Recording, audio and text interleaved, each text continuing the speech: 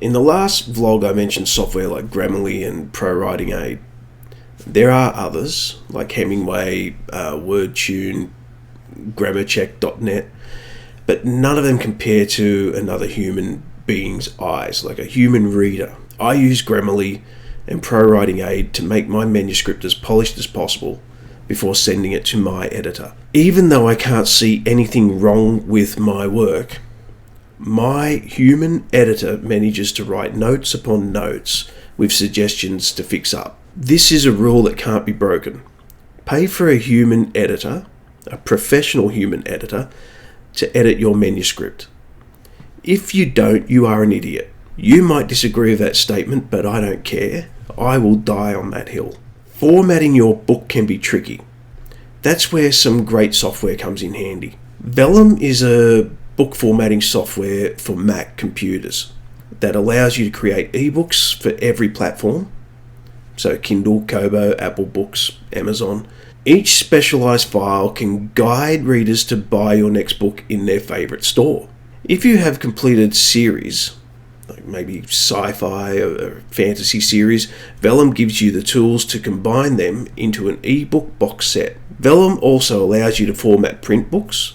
You can choose your trim size and Vellum will do the rest with automatic setup of margins, page numbers and headers and footers. Vellum Press for ebooks and print books cost $379.99 at the time of this recording. Vellum ebooks cost $299.99.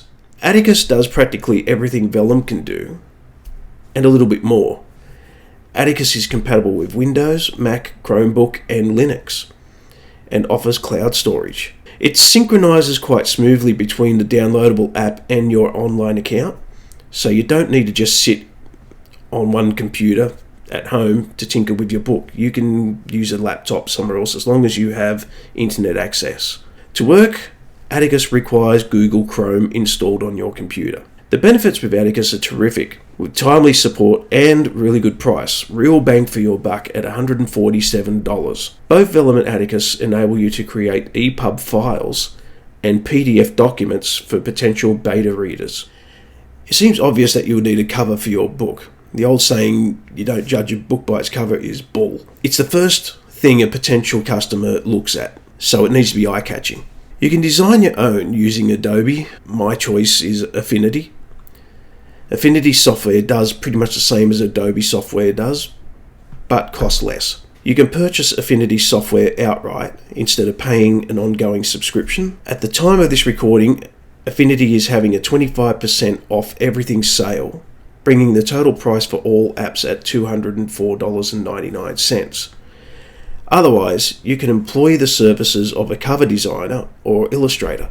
This can be quite expensive. A way to save a buck or two is to check out Fiverr or Reedsy, where people will advertise their services. But you get what you pay for. So saving money might end up with a lower quality result. A Google search for a book cover designer will usually allow you the chance to peruse the galleries of an artist. Some cover designer artists use stock images and others create from scratch, the latter being the more expensive. A simple query email or completion of a contact form on their sites is a great way to find out if they can meet your needs. Some might offer a trial or test image so you can see if they match your requirements. My experience with this has been extremely positive. I've learnt that it's not an offence to say I don't like something with my cover designer, as long as I remain polite. It's money well spent. There are many services for writers to pay for reviews. Using these services can benefit if, and only if, they offer honest reviews. If they only offer positive reviews, then it's not helpful if you want to get an idea of how your writing is received. If all you want is great reviews to post on your website or social media, then fine. Fiverr and Reedsy advertise beta readers who require payment. Again, it's a good way to get another person's response to your writing. You can also try reaching out to other authors and readers through social media groups, but make sure you've placed a copyright statement on your manuscript before handing it over. You also have BookBub and BookSirens, but in my opinion these sites are more geared to those who have completed their book and books that are already on the market. Don't forget to ask friends and family. but don't expect their rapid turnover like you would get from one of these review and beta reading services. If you're intending to find a literary agent and be snapped up by a traditional publisher, I'm surprised you're still here.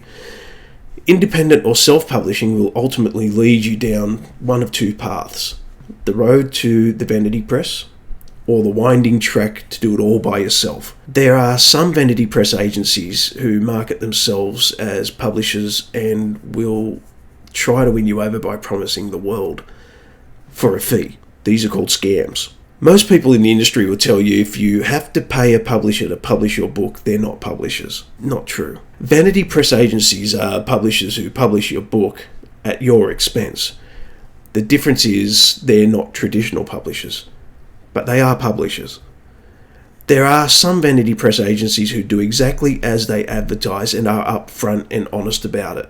I started my journey with one of these agencies based here in Australia, and they put my book out into the market as they told me they would, and they sent me my share of the profits as they said they would, and they charged me a yearly fee for each book I published as they said they would.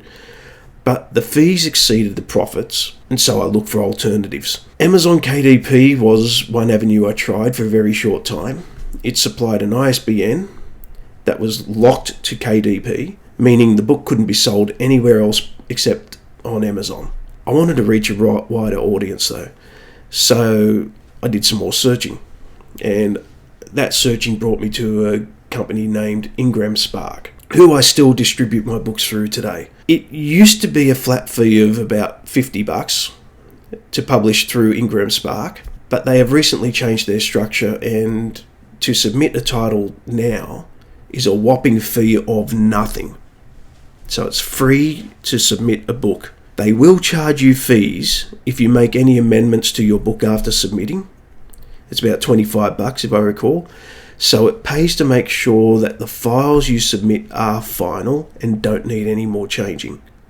You can still go in and change prices of your books to match the market afterwards, and that doesn't cost. The book files themselves, cover images, things like that, that will incur an extra charge. They make their share of the profits from your print-on-demand and ebook sales, just like traditional publishers do, except you get more in your pocket. Ingram Spark will take out the cost of printing and 1% of the local list price at the time of the sale. Ingram Spark don't distribute to Google Books currently. They distribute everywhere else, at least to the big stores, including Apple Books, Amazon, Barnes & Noble, but not Google. This is an easy fix, as you can submit your books to Google yourself, as long as you own the ISBN. The International Standard Book Number, ISBN, is a 13-digit number that uniquely identifies books and book-like products published internationally. I suggest you purchase your ISBNs, unless you live in Canada, because they're free there. I suggest you don't take the free option with KDP or Ingram Spark if they're offered, as those ISBNs are locked to those companies. You don't own them. That means your book can only be sold on those platforms. If you purchase your own ISBNs, you can distribute your books wherever you want. If they're locked to a service, you can't. So for example, at the moment Ingram Spark does not distribute my books to Google, but I can still do that because I own my ISBN. So I've got the same ISBNs for books on Ingram Spark as I do for the books on Google. If they owned the ISBNs, I would not be able to put them on Google. To purchase ISBNs, a quick Google search will point you in the right direction. Here in Australia, as with many locations, ISBNs are available through Thorpe Bowker Identifier Services. One ISBN in Australia costs $44. 10 ISBNs cost $88. I suggest buying a pack of 10. The reason is because every version of your book requires a different ISBN. For example, your paperback needs an ISBN. An ebook needs a different ISBN. And if you make an audiobook, there's another ISBN. So there's 3 separate ISBNs for the one title. Purchasing 10 ISBNs saves you money in the long run if you're planning on taking your writing seriously. When considering how to protect your work, the best way is to make sure you've got the copyright symbol on your work with the date and the name of the party you want the copyright to be linked to. I have heard people say that copyright's automatic, and it is. It's meant to be legally binding. The issue is it doesn't stop people from stealing your work, and nothing does. But for the extra bit of security, I suggest registering your work with a copyright agency. In Australia, we have a copyright agency. It's government funded, and that means it's free to register your work with the copyright agency here. In America, there are fees applied. I personally register with both. I register here in Australia and I register in the American copyright agency there. It's just that extra bit of security. The other place I register my work is within the Thorpe Bowker registries. Thorpe Bowker being the people who sell ISBNs, and you can link that ISBN number with your work within their database. People will argue you don't need to do all that. That's fine. That's their choice. And I'm not one that's going to sit here and tell people what they need to do and what they don't need to do. I'm just saying what I do.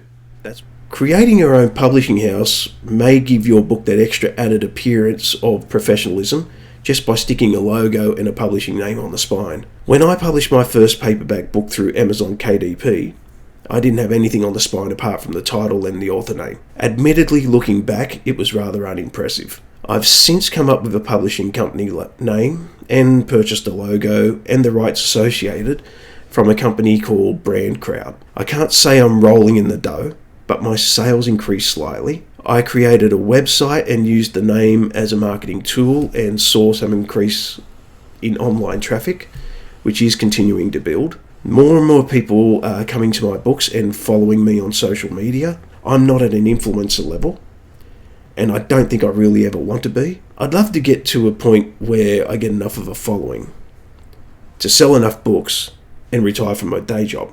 That'd be nice. Traditional publishers may pay for marketing, but expect you to do a great deal of the legwork. Things like social media interactions, book signings, blogging, and all of that. Things that take your time. They're not going to do it for you. Independent publishing expects you to do the same thing. The difference is that it's coming out of your pocket. I suggest you research marketing and approach a reputable firm to advertise on your behalf if you can afford it. Don't, and I stress don't, use anyone who approaches you to do digital marketing on your behalf. If you're a member of LinkedIn, be careful. I've employed people through Fiverr for illustration work, but never marketing. Marketing is something you can do yourself by purchasing advertising space on Amazon, Google, and some other social platforms. It's not cheap, so if you're on a shoestring budget, you can spend time making your own ads and post them on social media yourself with hashtags that target specific audiences. Kindlepreneur has a great hashtag tool that may assist you with doing this. I've also mentioned BookBub and Book Sirens before. Another site worth checking out is Crave Books, where you can advertise your work, post giveaways, and build a following. Creating a fan base isn't my goal, but word of mouth certainly helps with sales. Create a website to promote your stuff. Write a blog, start a newsletter. You don't have to, but they help. There are plenty of things you will need to do to get your book noticed. Unfortunately, writing a book doesn't produce a passive income. Engaging with your audience requires time and effort, and I don't call that passive. I call that work. But that's writing. So thanks for watching, and I promise I'll try and get better at doing this. And until next time, bye.